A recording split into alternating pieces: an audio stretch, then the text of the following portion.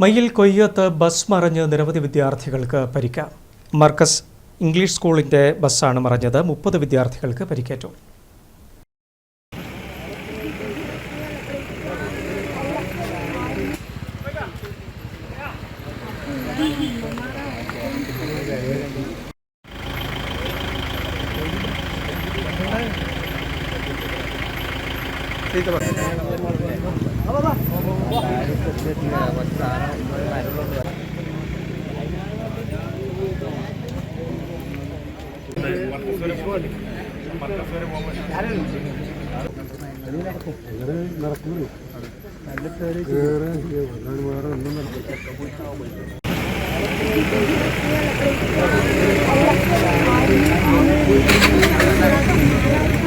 ഇങ്ങോട്ടെടുക്കാം.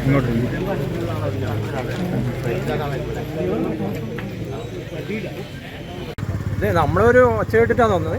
കുട്ടികളെ കരയുന്നെല്ലാം കേട്ടിട്ട് വന്ന് നോക്കുമ്പോഴേക്കും മുഴുവൻ ഇങ്ങനെ വണ്ടി മറിഞ്ഞു കിടക്കുന്നത്. അപ്പോൾ ഒരു 10-30 പേരെ ഇങ്ങനെ വണ്ടിയിൽ നമ്മൾ അപ്പോടെ ലൈൻ ബസ് വന്ന് അവരോട് പറഞ്ഞ് മയ്യിൽ ആശുപത്രിയിലേക്ക് എത്തിക്കുകയത്. എത്ര പേരുണ്ടായിരുന്നു? ഒരു 10-30 ആളുണ്ടാവുമെന്ന് എനിക്ക് തോന്നുന്നു. നമ്മൾ ഏകദേശം ഇത് എവിടെ അപകടം നടന്ന സ്ഥലം? കൊയ്യം രാജംഭാഗം അതുപോലെ തന്നെ പിന്നെ കൊയ്യം കള്ളിഷാപ്പിൻ്റെ ഇടയിൽ ഒരു വളവുണ്ട്. എപ്പോഴും സ്ഥിരം അപകടം നടക്കുന്ന ഒരു വളവായത്. ഇത് വണ്ടി ഇപ്പം എങ്ങനെ നിൽക്കുന്ന സംഭവം ഭയങ്കര ഡേഞ്ചറാണോ? എങ്ങനെയാണ് വണ്ടി ഇപ്പം ടയർ മേലോട്ടായിട്ടുണ്ട്. ഇത് പിന്നെ ഗുരുതരമായിട്ട് പരിക്കുണ്ടോ? എങ്ങനെയാണ് സംഭവം? എടുക്കും 2 പേരെ കാല് പൊട്ടിയിട്ടുണ്ട്. ഒരു വണ്ടി എടുത്ത ഒരാളും അതുപോലെ തന്നെ പിന്നെ വേറൊരാൾ. അവരെ രണ്ടാളും നമ്മൾ കാറിൽ കയറ്റിട്ട് വിടുന്നതിന് അവർ കാല് പൊട്ടി ഒരാൾ മേന്നുണ്ട്. ഇത് വണ്ടീൻ്റെ അവസ്ഥ എങ്ങനെ നിലവിലെങ്ങനെയാണ് ഇപ്പം നിലവിലുള്ളത്? വണ്ടി ടയർ മേലോട്ടായിട്ടില്ലേ? ടയർ മേലോട്ടായിട്ട് അല്ല പൊക്കയിലേക്ക് മറിയോ? എങ്ങനെയാണ് സംഭവം? ഇല്ല, അതൊരു മരത്തിന് തട്ടിയിട്ട് നിൽക്കുന്നുണ്ട്. ഇത് സ്ഥിരം അപകട വളവാണോ? എങ്ങനെയാണ്? സ്ഥിരമായിട്ട് അപകടം നടക്കുന്നതാണ്. അത് നമ്മൾ ഇന്നാളെ നിർക്കണമെന്ന് റോഡ് പണീൻ്റെ സമയത്ത് പറഞ്ഞതാണ്. പക്ഷേ അത് ഫലപ്രദമായിട്ടില്ല. അതുപോലെ തന്നെ പിന്നെ ഇപ്പോൾ അതുപോലെ തന്നെ കിടക്കുകയും. വിശദാംശങ്ങളുമായി മനോജ് മയ്യിൽ ചേർന്നു. മനോജ്, എപ്പോഴായിരുന്നു സംഭവം? വിശദാംശങ്ങൾ എന്തൊക്കെയാണ്?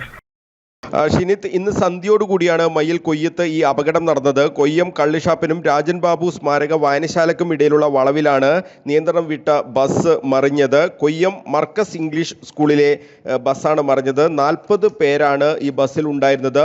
മർക്കസ് വിദ്യാർത്ഥികളാണ് ഈ ബസ്സിൽ ഏറെയും ഉണ്ടായിരുന്നത് എന്നാണ് ഇപ്പോൾ നമുക്ക് മനസ്സിലാകുന്നത്. മർക്കസിൽ താമസിച്ച് പഠിക്കുന്ന വിദ്യാർത്ഥികളാണ് ഇവർ. മദ്രസ വിദ്യാർത്ഥികളാണ് ഇവർ. ഒരു വിവാഹത്തിൽ പങ്കെടുക്കാനാണ് മർക്കസിൽ നിന്നും യാത്ര തിരിച്ചത്. വളവിൽ നിയന്ത്രണം വിട്ട ബസ് റോഡരികിലെ മയിൽക്കുറ്റിയിൽ ഇടിക്കുകയും പിന്നീട് നിയന്ത്രണം വിട്ട് മറിയുകയുമാണ് ഉണ്ടായത്. ഒരു മരത്തിൽ തട്ടിയാണ് നിയന്ത്രണം വിട്ട് മറിഞ്ഞ ഈ ബസ് ഒരു മരത്തിൽ തട്ടിയാണ് നിന്നത്. വലിയ താഴ്ചയിലേക്ക് ബസ് മറിയാതെ കാത്തുരക്ഷിച്ചതും ഈ മരമാണ്. അതുകൊണ്ട് തന്നെ വൻ ദുരന്തം ഇവിടെ ഒഴിവായി എന്ന് നമുക്ക് ഈ ഘട്ടത്തിൽ പറയാൻ കഴിയും. താഴെ ഭാഗത്ത് നിരവധി വീടുകളും മറ്റും ഉണ്ടായിരുന്നു. അങ്ങോട്ട് അങ്ങനെ സംഭവിച്ചിരുന്നുവെങ്കിൽ വലിയൊരു ദുരന്തം അവിടെ സംഭവിക്കുമായിരുന്നു എന്നാണ് ഇപ്പോൾ നാട്ടുകാരും പറയുന്നത്. കൂട്ട നിലവിളിയും ശബ്ദവും ഒക്കെ കേട്ട് ഓടിക്കൂടിയ നാട്ടുകാരാണ് ഈ രക്ഷാപ്രവർത്തനം ആദ്യം നടത്തിയത്. ബസ് തലകീഴാണ് ഈ മറിഞ്ഞിട്ടുള്ളത്.